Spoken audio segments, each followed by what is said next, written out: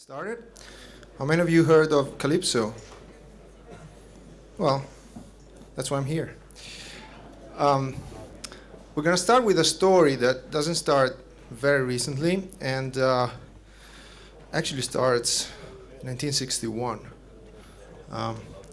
So we were just in the middle of the Cold War, and the American president wanted to push the innovation in the country, and he decided to push towards the moon. So in 2 years, they were able to build a little bit of technology to reach the moon, but he wanted to put a man on the moon in 10 years. And that was completely nuts at that time. There was no technology, there was no preparation, there was no plan. He just said 10 years to the moon. And things started to roll, and they actually were on the moon in 9 years, actually in 8 years, because it was 1961 to 1969. We're not going to talk about rockets or spaceships or anything that is related to that except innovation. So, how many of you are developers? Okay, you should leave the room because this is for non-developers only. And how many of you are designers? The same people? You do both? How many of you are not developers and not designers? So our community is very, very diverse. There are many different profiles. There are many different jobs that are somehow connected with WordPress. And even if we're designers or business people, at some point we have to touch code. Even if it's just changing a little tag in a page, even if it's not that complicated, but it's something that we have to touch. And at the same time, if we are just developers and we thought about us as just programming computers, at some point we have to deal with people. And we have to deal with issues that are not strictly related to the best sorting algorithm that we can design. So that's where I come from. So my name is Luca. I work at Automattic, and I never thought that I had any chance to work in a company like Automattic, because in my mind, Automattic was a company that was hiring developers, designers, and support. And I'm not a developer. I cannot design. I cannot even draw a face with a circle and 2 dots. And I'm really not good at dealing with people when they have issues and I have to solve them. So, yeah, I like people when they are nicely cohorted into Google Analytics, but real ones, I'm not sure. So I thought for a long time that there was no chance for me to land on a job like this. And then it happened. It happened because there was this position open called Growth Engineer that was putting together a little bit of this, a little bit of that, and mostly was focused on innovation. Innovation in a industry where it's not exactly clear what that is, and that's maybe why they hired me. I don't know. So we all know this, though. Not many of you know Calypso, but I'm sure that many of you are familiar with WP Admin, right? So how many of you use WP Admin every day? Right. Do you like it? It's okay, right? It's cool. Well, you use it every day. If it's not that cool, why do you use it?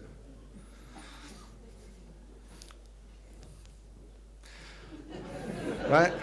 So we all know this one. This is WP Admin, right? Was it always like this? How was it before? Like there was no black bar over there, and then there are different themes now you can pick. But in the past, the navigation was at the top, and then do you remember the navigation at the top? Right? So WP Admin is our daily workhorse. We use it for every single WordPress site that we have. And has a long story, has a decade of incremental improvement. Every time there was something to add, was added to WP Admin. And every time there was something that was not working properly, was fixed. And that is how innovation works most of the time on software platforms. You just keep on stacking features, fixing, and fixing things that don't work, fixing bugs, and like tapping holes. But what happens? That then there are important technologies that they come up, and they quite not fit there. It can happen by design. So for a long time, there was a clear decision not having JavaScript as a foundation technology, fundamental technology for WP admin. But then at some point, came up as a limit. And then we have this, which is a backward compatibility. We need to ensure that everything that was happening in the past still works with something that we're designing now and in the future. How many of you are a fan of backward compatibility? Like, you really like it? Because we all like innovation, we all like change, right? So how many of you like backward compatibility? Not many. But what is that? Can you tell me what that is? Besides being an emoji, that would start a completely different discussion. The object, what is that? It's a car, right? If there was no backward compatibility, we would not have cars, and we would not be able to drive a car. Imagine if a new car doesn't have a steering wheel, but has a joystick, because they designed a car that is actually better to drive with a joystick. Nobody would be able to drive it, because we learned to drive a car with a steering wheel. We process that as a deep information in our brain, and we cannot change one day to the other the way we drive 1,000 kilograms of iron at 200 kilometers per hour. So, do we like it now? Backward compatibility? A little better? Right. Oh, that's another emoji. 2 emojis, too many. So, if that was a car, what is that? It's a Google car. And what is the particular thing of that car? It drives itself? Yeah. And it doesn't have a steering wheel or a brake. Would you go on top of that? I would, because that car is more safer than any other car ever. When Google started developing a self-driving car, they started with the Prius. And the car actually had that thing on top that is a LiDAR, so it can measure distance from objects. It's really ugly though. And the car had a steering wheel, a brake, was actually a normal car with a few features, including the self-driving components. And the idea was, if the car is self-driving and gets in trouble for some reason, let's say an object goes in the way, or there's some reason the car is in trouble, the car would just fire an alarm, and the human would take over. Because we assume that humans are better than cars at driving, right? And humans are better than cars at keeping focused attention during a process, a very dangerous process like that, which is moving really fast on a public space. Complete failure. Every time that the car was like going like, help, the human was like, I'm texting, and the car was crashing. Because as soon as the human was sitting and the car was going and was like, what should I do? The human was getting distracted and was completely not able to operate the car in the very moment of need. So they had to go back to the drawing board and come up with something that was human-proof. And they took away the steering wheel, the brake, and they just improved the self-driving capabilities to the point that this car is safer than any other car. In certain conditions. I'm sure that if they put the car in Italy, not sure it would be that safe. But different story again. So at some point, as a company, Automattic had a challenge in front. The company was growing older, like everything, and we hit the 10 years mark. And in front of us, we have, say, the presumption to go at least 100 years in front, but we just look to the next 10 years. So WordPress was turning 13, Automattic was turning 10, and we had this. Matt asked a fundamental question to the developers and designers and all the people working there. There was, what would we do if we had to build WordPress from scratch, or something like WordPress with all the knowledge we have now, but from scratch? How we would make it? And for a few weeks was an internal discussion, was something that was supposed to be an intellectual question, something we had to talk about in order to stimulate each other, to come up with answers, but just for the sake of discussion. And then it turned out not to be that theoretical discussion. It turned out to be like a very, very pragmatic question. And over time, it started to become what we now call Calypso. So the need that we had was not to rebuild WordPress. The need that we had was to provide a huge amount of people an interface that was up to the year they were living, and not an incremental improvement more than 10 years old.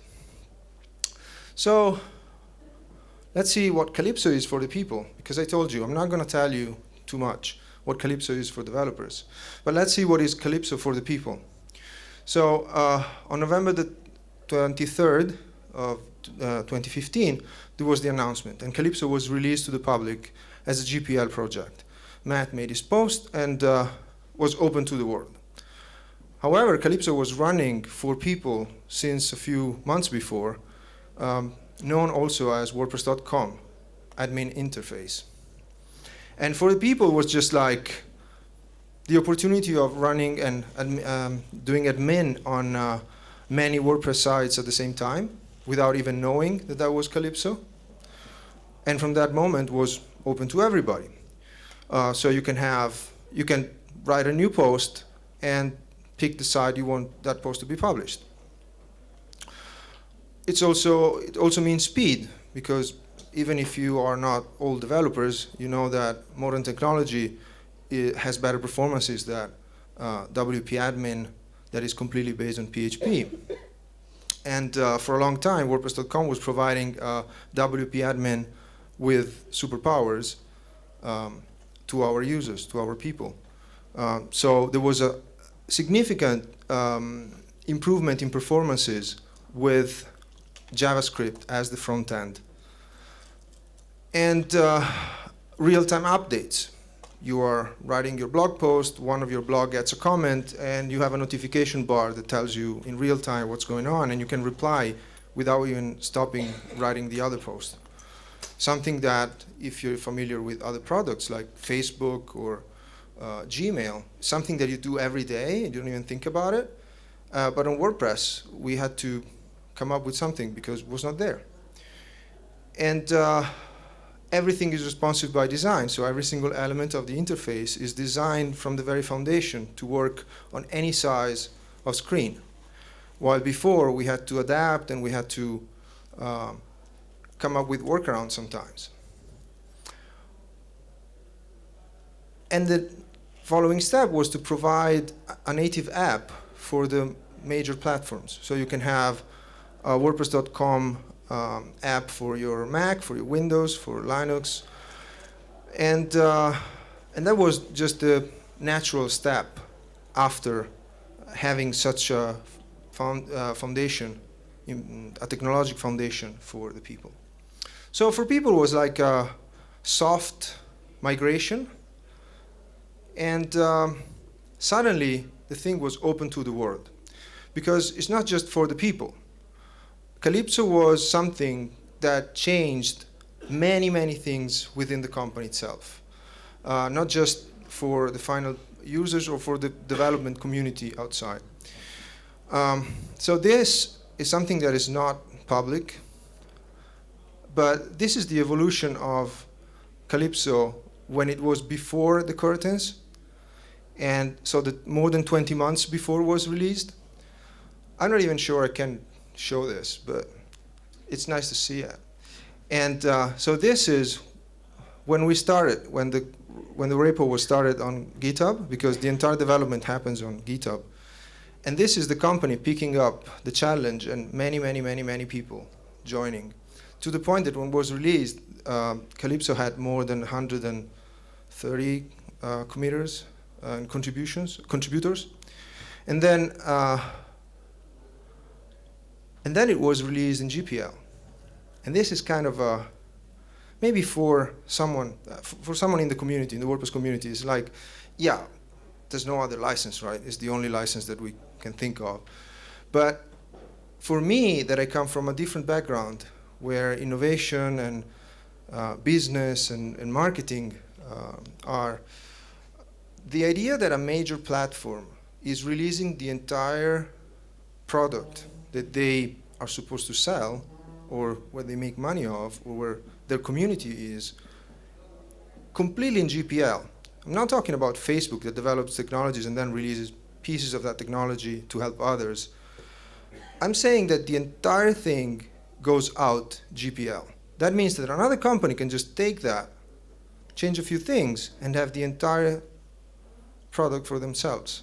For us, it's not a big deal. We do that all the time. We develop plugins and we release the plugin. It's not something that is completely out of our mind. But for commercial companies of that size, this is the first example that I can remember. I don't know any other company that came out with something this big in this way. And this is the public repo where you can go and check the stats. These are public. And this is after the release and the contributions. Of course, this is the Santa Claus hit that for Christmas, you have a little bit of.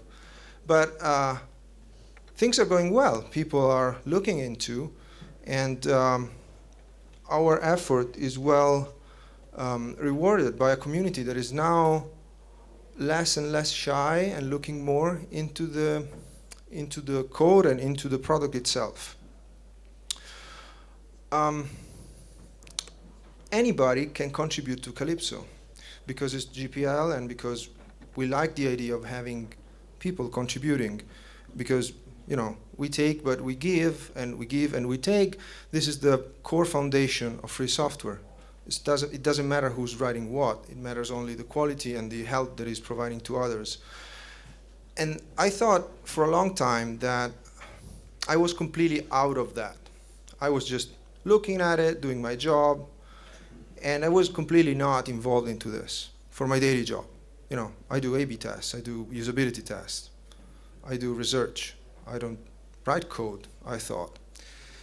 Actually, I had to write code, and at some point, I was switched to a team that actually has to work mostly on Calypso.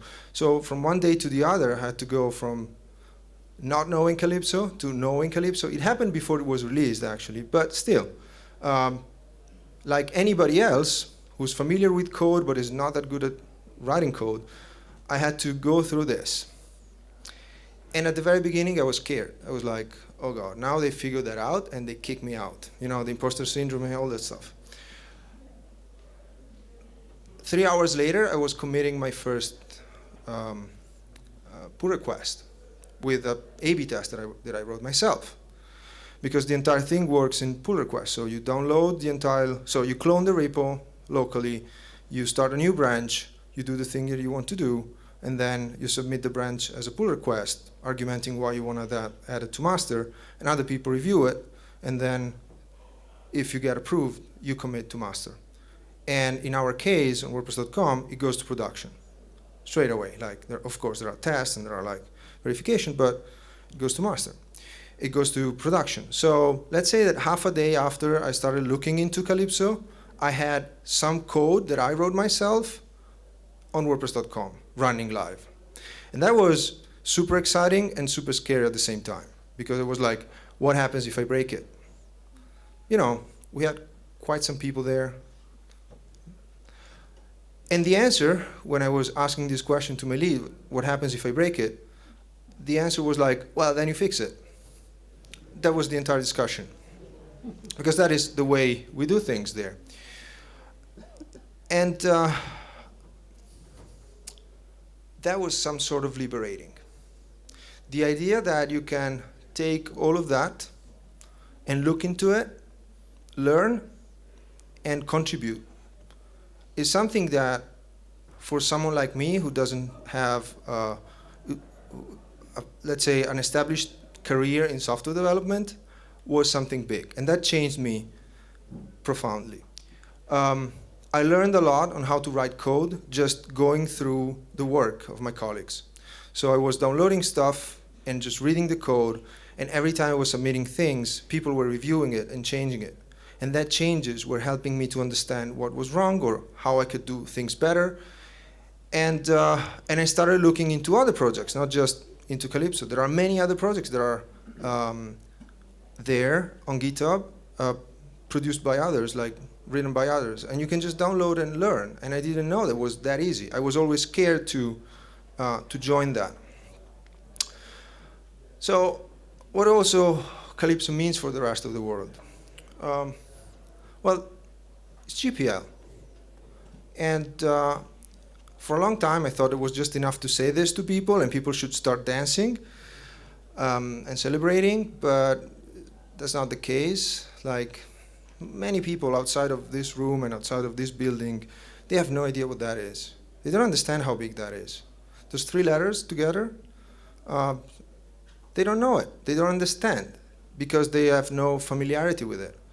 And so at some point, I started to tell people about it. And at the very beginning, people are skeptical, are like, yeah, but, you know, I'm not writing code. Why am I interested in a software license? And then I was telling them, well, look, but you take pictures and you release pictures in Creative Commons, which is somehow there. It's the same philosophy, it's just a different implementation. It would not make too much sense to release picture in GPL strict. You should adapt it a little bit. But the idea that you don't want to restrict what you produce to others is the core foundation of both of the things.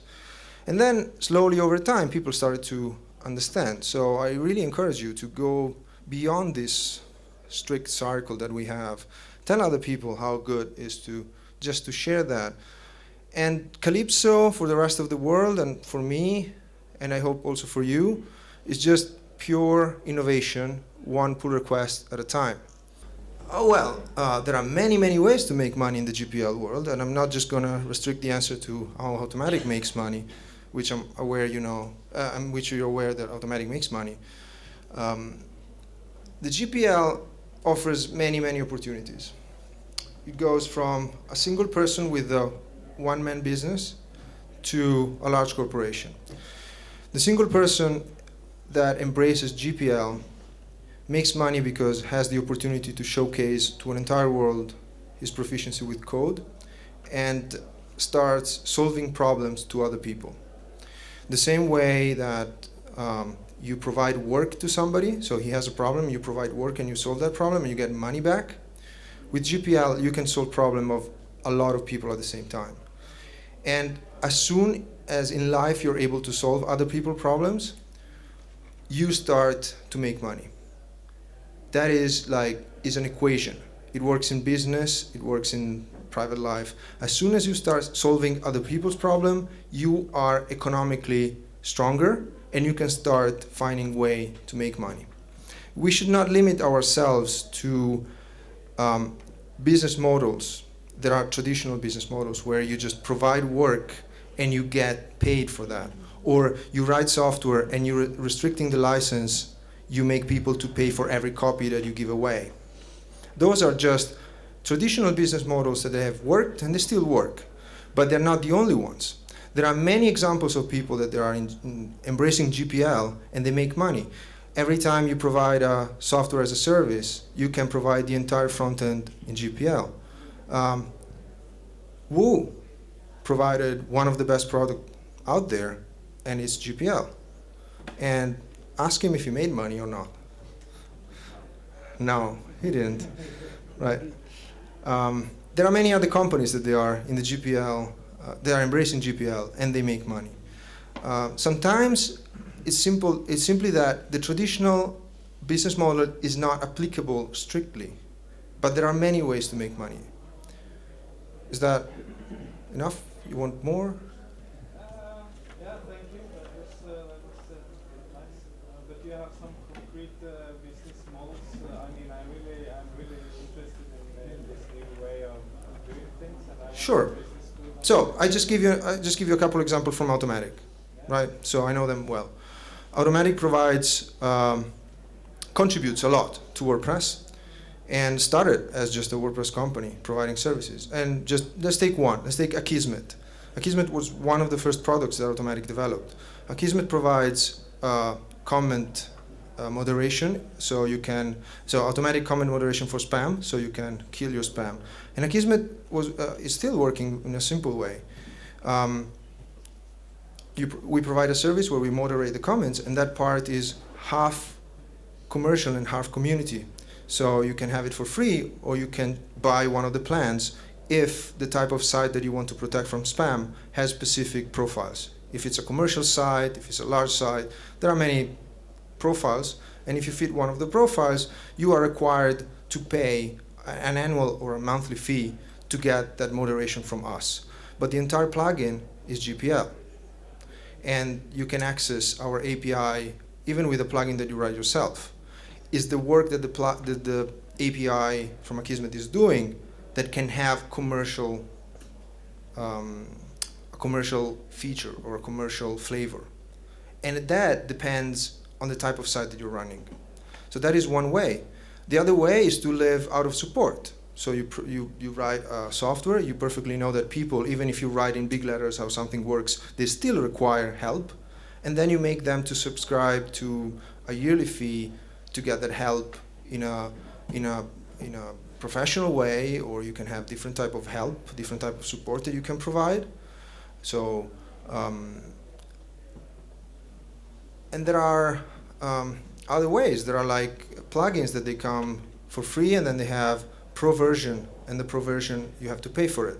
Usually you pay for service, though. You don't pay for the pro version itself. Well, in general, Automattic is not doing that sort of work. We don't provide consultancy of that level. We have VIP service, but is not strictly connected to that. Automattic released Calypso for a very simple reason. Everything that we built behind curtains was, from a quality point of view, was worse than anything that we produce in front of the entire world. So as soon as we have this conversation going on, this information and idea coming in and out, products are better. Free software is better than software that is not free. And it's better from a philosophical point of view, and also from the quality of the product itself.